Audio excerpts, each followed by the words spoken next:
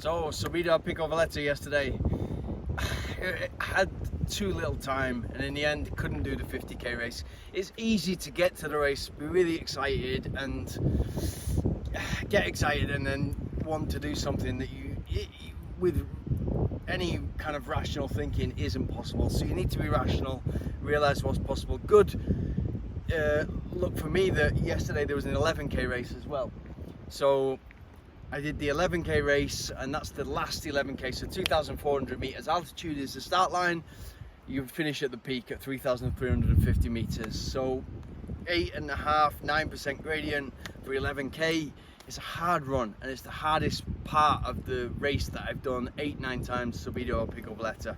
So it felt fun to have fresh legs at that point of that race, because that's usually after 39k. You usually kind of, eating into your energy reserves, and usually a lot of people are suffering at that point, and you've got the hardest part of the race to do. So it was fun to have energy at that point. But what I wasn't ready for, and it's affected me before, altitude's quite strange. You can be fully adapted for it and be ready, and then it can have an effect. But I just didn't have it. After living in sea level for the last year and 2 months in Dubai, you just cannot get enough air into the lungs to get enough oxygen to the muscles. So it just felt the legs weren't there, and I wasn't able to push like I wanted to.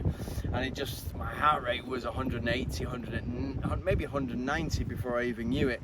So I turned it into 3k, then 200 meters walking, then 3 times kilometer repeats, and then 500 meter repeats with 100 meter walking. So turned it into something. It's kind of problem solving on the go.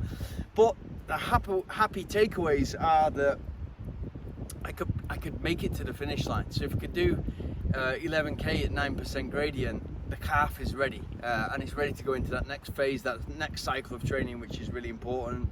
So we'll move and do a lot more cycling, which is needed. I need to do 10 hours minimum a week on the bike to get to the point where I was at my fittest. Need to start adding in much more easy runs, which it's just not possible when it's like 45–50 degrees outside, or feels like 45–50 degrees. So I need to do a lot more of that, and then therefore the time difference needs to change in order for me to look after the other parts of my life and train in the mornings, and get the rest that I need. So need to raise my game on my rest and recovery.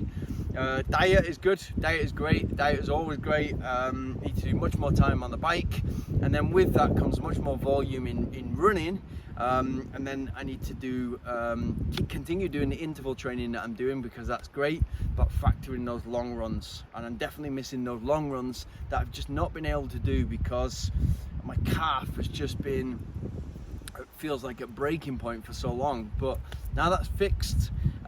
Still needs work, but it's kind of like almost there.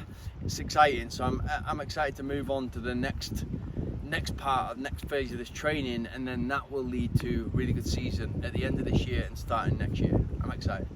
Too many excited there, but you get what I mean. I'm excited.